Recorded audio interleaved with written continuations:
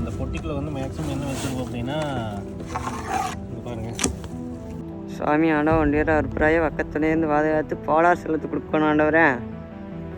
நேற்று தான் பப்பாளி பொறுத்து சாப்பிட்டோம். கிடைக்கிறத சாப்பிட்டுக்க வேண்டியதான். இதெல்லாம் எனர்ஜி. ஆமாம், இன்ஸ்டன்ட் எனர்ஜி. மேலே வரைக்கும் கொடியெல்லாம் படர்ந்து கிடக்குது. கரு எறும்பு இந்த பாருங்க, டீஷர்ட்டில் பாருங்க தெரியும். இந்த மரத்தோட நிலைமை பாருங்கள், மட்டையெல்லாம் பழுத்து போய் தொங்கி காயெல்லாம் அழுகி காஞ்சி போய் இது. மணி வந்து பார்த்தீங்கன்னா மதியானக்கு ஒரு 2:15 ஆகுது. இப்போ தான் வந்து காலையில் சாப்பாடு மதியான சாப்பாடு ரெண்டுமே வந்து சாப்பிட்றேன். பாருங்கள், எனக்கு தெரிஞ்ச மாதிரி சம்பவம் இது மாதிரி நிறைய சம்பவம் இருக்குது. அதில் வந்து இன்றைக்கி உங்களுக்கு காட்டுறதுக்காக ஒரு எக்ஸாம்பிள் ஒன்று எனக்கு கிடச்சிருக்குது. சாப்பிட்டேன்னு பார்க்குறேன். வயிற்று சாப்பாடு இல்லையா விளையாடலாம் அப்படின்னு இங்கே வந்து ஒரே பைக் பார்க்குற லுக்கை பாருங்க. பாரு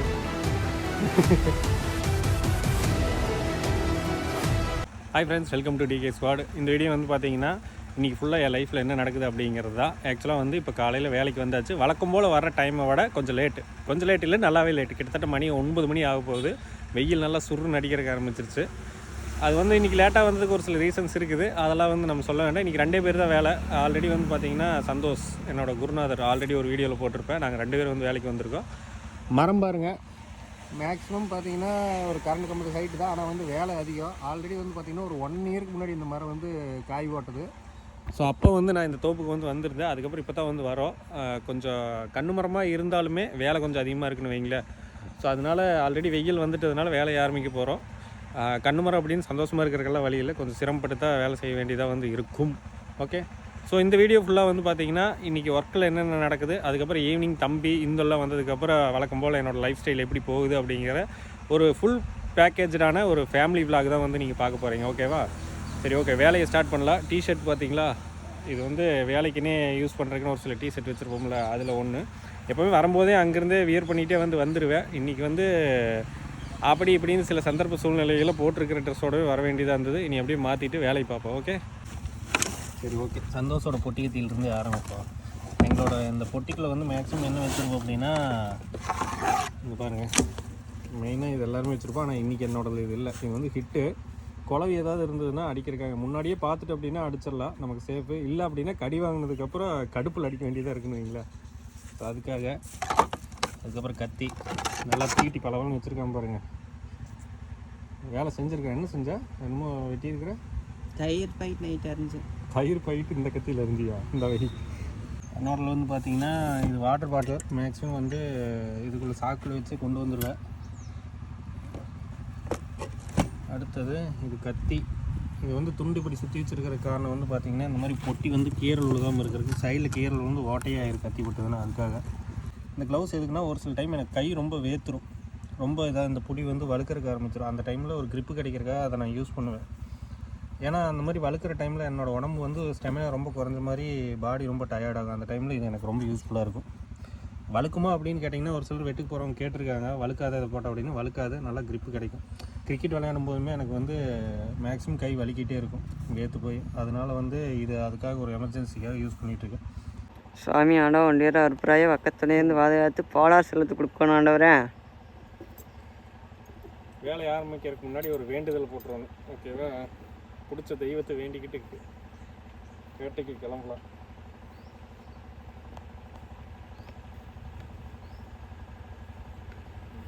காய் ஓட்டுறதுக்கு போகிற வழி எப்படி இருக்குதுன்னு பாருங்கள். நேற்றெல்லாம் காய் ஓட்ட தோப்புனா ரொம்ப புதறு. என்ன சந்தோஷம், கொடுமை. ஏன்டா வேலைக்கு வர இந்த தோப்புக்கெல்லாம் அப்படிங்கிற மாதிரி வந்து ஆயிடுச்சுன்னு வைய. உள்ளே என்ன கிடந்தாலும் தெரியாது, அந்த மாதிரி வந்து இருந்தது. அந்த பக்கம் ஒரு 50 மீட்டரில் வாய்க்கால் ஒட்டியே வந்து பார்த்திங்கன்னா இந்த தோப்புங்கிறதுனால கிணத்துல வந்து எனி டைம் தண்ணி வந்து பாருங்கள் ஊற்றி ஏறிக்கிட்டே இருக்குது. தண்ணி பாருங்கள் வடிஞ்சிட்டே இருக்குது பார்த்தீங்களா. அதனால் இந்த மாதிரி வாய்க்கால் ஏரி ஒட்டி இருக்கிற தென்னந்தோப்பெல்லாம் நல்ல ஒரு எல்லாமே இருக்கும். தென்னை மரத்துக்கு தண்ணிக்கு பஞ்சம் இல்லை. அதான் தண்ணி வந்துட்டு இருக்குது பாருங்க. கொய்யாப்பழம் பாருங்க, நேற்று தான் பப்பாளி பொறுத்து சாப்பிட்டோம். கிடைக்கிறத சாப்பிட்டுக்க வேண்டியதான். இதெல்லாம் எனர்ஜி. ஆமாம், இன்ஸ்டன்ட் எனர்ஜி. பப்பாளி இதெல்லாம் ஹரிடா சாப்பிடலாம். ஆப்பிளோட அதிகமாக இதில் தான் இருக்குது. கனிஞ்சும் கனியாத ஒரு கொய்யாப்பழம். செம்ம டேஸ்ட்.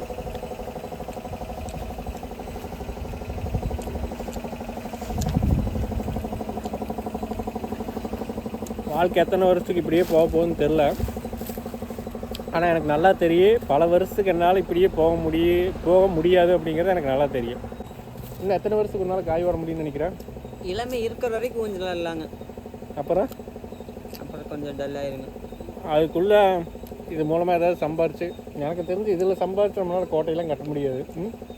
கோட்டையெல்லாம் எப்பேற்பட்ட கோட்டையும் தான் கட்டலாங்க, சேமிக்க தெரியணும். டெய்லி காசு வாங்கிட்டு போகிறோமா, 1000 வாங்கிட்டு போனோம்னா அடுத்த நாள் பார்க்கும்போது 500 தான் கையில் இருக்குதுடா. ஃபேமிலிக்கு ஏதோ ஒரு செலவாயிடுது அப்படி இப்படின்னு. நான் ஆல்ரெடி சொல்லியிருந்தேன் 1 வருஷம் ஆச்சுங்க இந்த தோப்பு போட்டு அப்படின்னு. சின்னதாக ஒரு எக்ஸாம்பிள் காட்டுறேன் பாருங்கள். ரெகுலராக போடுற தோப்பில் மரம் எப்படி இருக்குன்னு அதை நான் சொல்லிடுறேன், ஓகேவா? அதே மாதிரி இவ்வளோ நாள் கழித்து ஒரு தோப்புக்கு வந்து காய் போடுறோம் அப்படின்னா அதில் இருக்கிற ரிஸ்க் என்னங்கிறது இப்போ பாருங்கள். இந்த மரத்தோட நிலைமை பாருங்கள். மட்டையெல்லாம் பழுத்து போய் தொங்கி காயெல்லாம் அதுலேயே காஞ்சு போய் இதுக்குள்ளே வந்து மாதம் அதாவது 60 நாளைக்கு ஒருக்கா வெட்டுவோம். 60 நாளைக்கு ஒருக்கா வெட்டுற தோப்புலேயே வந்து பார்த்திங்கன்னா குளவி அது இதுன்னு நிறைய பிரச்சனை இருக்குது. இது பாருங்க எப்படி இருக்குது. இந்த மரத்தை பார்த்தா பேய் பங்களாவாட் இருக்குது. இதுக்கு அடுத்த மரம் தான் வந்து அந்த மாதிரி ரொம்ப இதாக இருந்தது. அது வந்து லைனில் டைரெக்டாக முட்டிக்கிறதுனால அந்த மரத்தை வேலை செய்யலை. அடுத்த மரம் இது பாருங்க எப்படி இருக்குதுன்னு. இது வந்து முட்டி இருக்குது, ஆனால் வந்து இந்த பைப் போட்டிருக்காங்க லைனில், அதனால பிரச்சனை இல்லை. சரி, இதை சுத்தம் பண்ணி வெட்டுவோம்.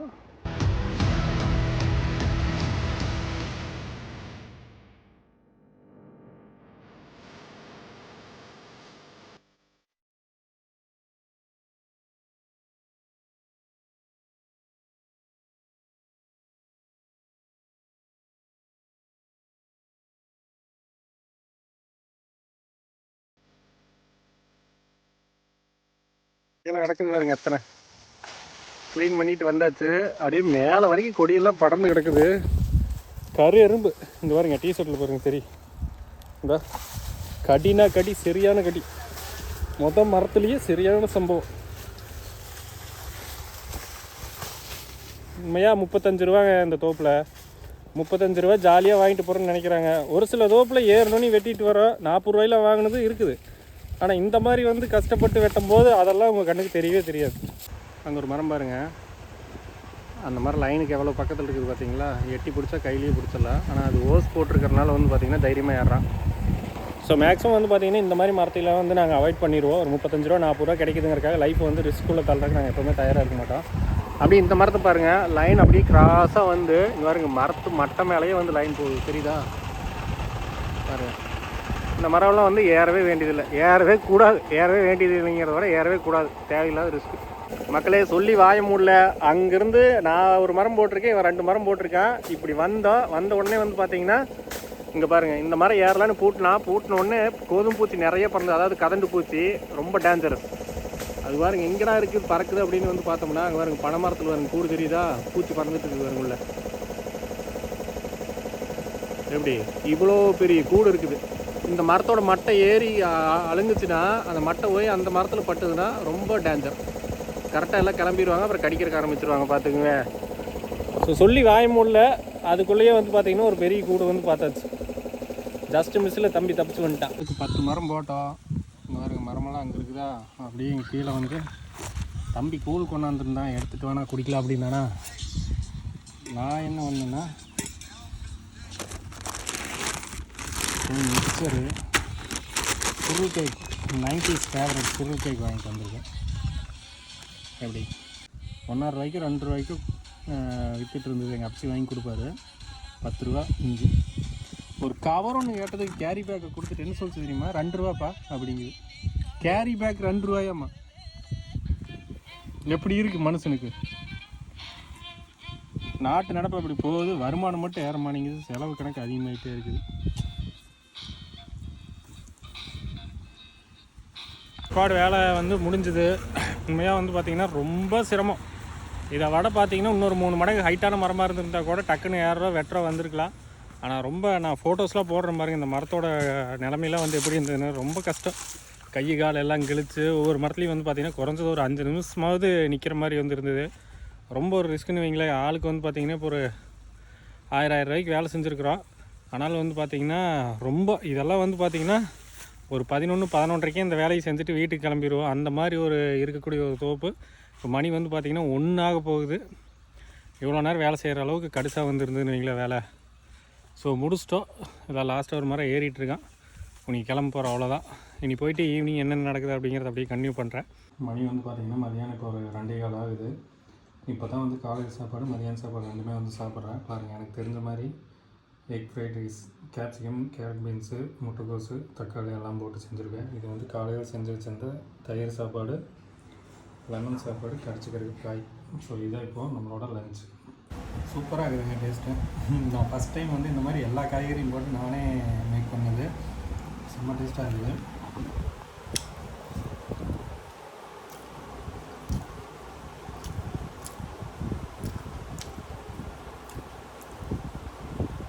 பர்ஃபெக்ட்டுங்க. லேட்டாக சாப்பிட்டாலும் திருப்தியான ஒரு சாப்பாடு.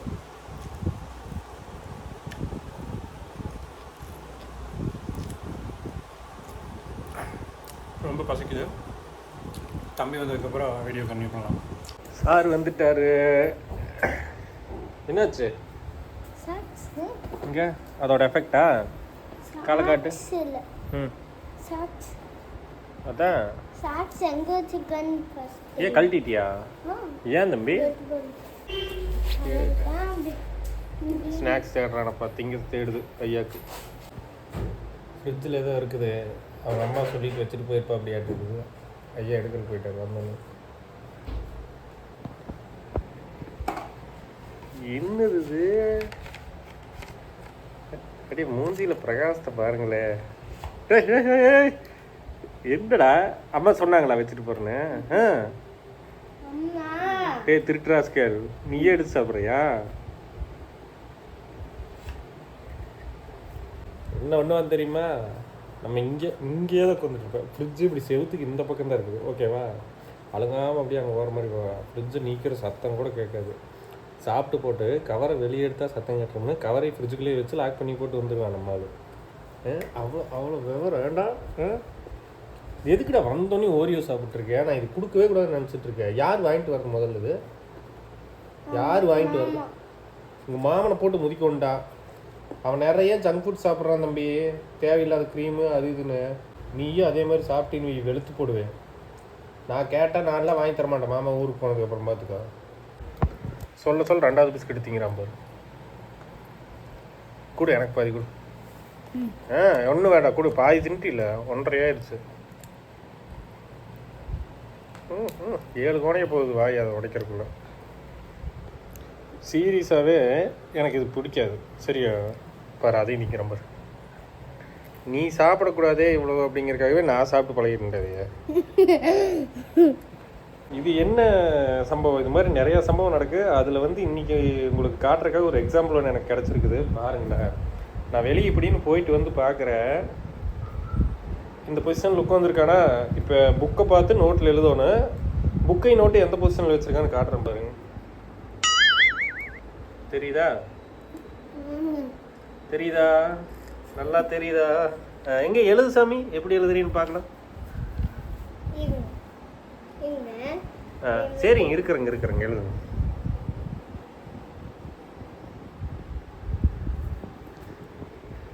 இதெல்லாம் காண கிடைக்காத அற்புதம். சரியா? எங்க தேடினீங்கனாலும் இப்படி வந்து விஷயமெல்லாம் வந்து கிடைக்காது. சரிப்பா, நீ இது பண்றதே வந்து வேர்ல்டு ரெக்கார்டு தான். நீ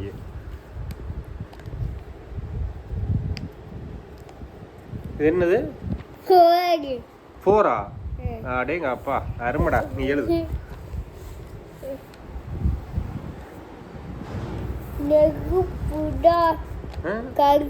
ஏடா இப்படி வச்சு இப்படி எழுதுறவங்க நான் பார்த்துருக்கேன். இப்போதானே நான் கையை பிடிச்சி சரி இது தெரியலன்னு சொல்லி கொடுத்துட்டு போனேன். வந்து பார்க்குற அப்படியே இப்படி ஆப்போசிட்டாக வச்சு எழுதிட்டு எப்போ உன்னால முடியுது? இன்னும் நிறைய விஷயம் பண்ணுவேன். இவன் பண்ணுறதெல்லாம் வந்து பார்த்தீங்கன்னா அந்த லெட்டர்ஸ் எல்லாம் இவன் எழுதுகிற ஸ்டைல் பார்த்தீங்கன்னா வேறு லெவல் இருக்கும். டேய் தம்பி,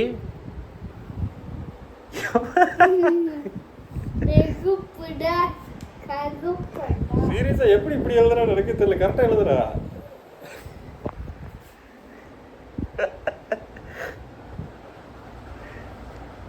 டேய் தம்பி, இப்படி வச்சு எழுதணும் தங்க. என்ன இப்படி வச்சு எழுதணும்? அவனைங்க அப்பச்சி பார்க்க போற? சைக்கிள் ஓட்டுக்கு எடுத்து பாரு வந்தோன்னே எங்கே வருங்க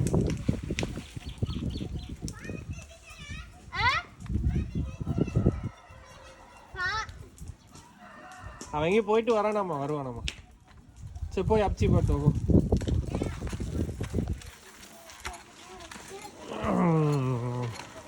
இப்போ இந்த 1 வீக்காக டெய்லி ஈவினிங் இங்கே வரக்க ஆரம்பிச்சிட்டோம்.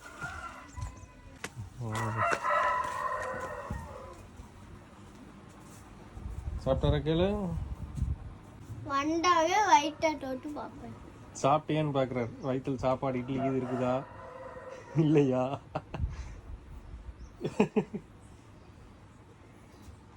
அவர் வயிற்று தொட்டுப்பாரு ஒன்றும் சாப்பிட்டுருக்க மாட்டார். பதுக்கு ஒன்றும் இல்லை.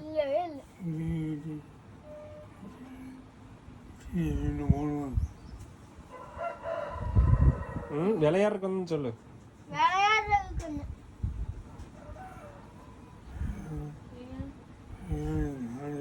சரி நாங்கள் போய் விளையாடுறோம், அப்புறம் வரேன்னு சொல்லு. சாப்பிட்றியா? என்ன சாப்பாடு இருக்குது? இந்த இருட்டாயிருச்சுன்னா இப்போ நீ செட்டில் காருக்கு விளையாட முடியாது. சரி சாப்பிட்டு வா. நாங்கள் வந்து செட்டில் காருக்கு விளையாடுறதுக்கு வந்திருக்கோம். அது எதுக்குன்னா இந்து வந்து வெயிட் லாஸ் பண்ணலான்ட்டு ஒரு ஐடியா. அது வந்து எப்படின்னா கொஞ்சம் நேச்சுரலாக கொண்டு போகலான்னு. இங்கே என்ன பண்ணியிருக்குன்னா இங்கே பாருங்க மரத்தில் இருந்த வாதை வெட்டி விட்டுருக்கோம் பார்த்தீங்களா. எங்களுக்கு வந்து இதுதான் வந்து நெட்டு.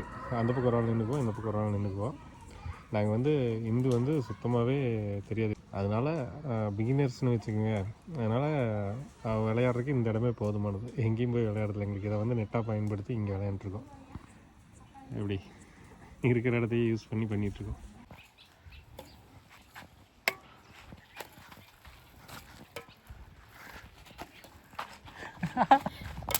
ஐயோ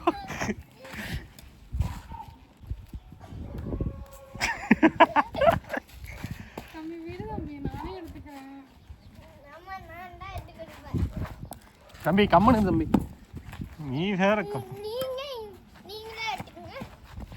அம்மாவுக்கு எடுத்துறியா? என்ன ஏண்டி கொடுத்துரு?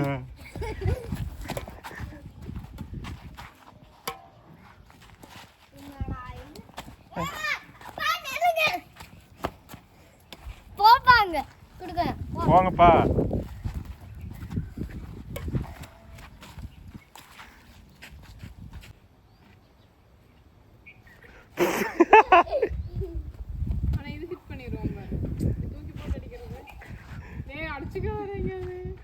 ஆப்போசிட்ல ஒரு பருத்தி ஆடாவே நின்றுட்டு இருக்குது. அடிச்சிட்டா போதுண்டா. டே டே பேட்டை கீழே எல்லாம் போடக்கூடாது. காற்றடிக்குது, இன்னும் இருட்டாகிட்டு இருக்குது. சரி ப்ராப்பராக ஒரு 20 நிமிஷம் விளையாடலாம் அப்படின்னு இந்து வந்து ஒரே ஃபைட்டிங். அங்கே பாருங்க, பார்க்குற லுக்கை பாருங்களேன். அங்கே பாரு. ஏன்னா அவளுக்காகத்தான் இதை பண்ணிகிட்ருக்குமா. கிடைக்கிறதே ஒரு 1 hour தான். அதில் விளையாண்டா தான் உண்டு. அதனால் வந்து கொஞ்சம் நேரம் விளையாண்டு முடிச்சுட்டு வரேன். ஓகேவா?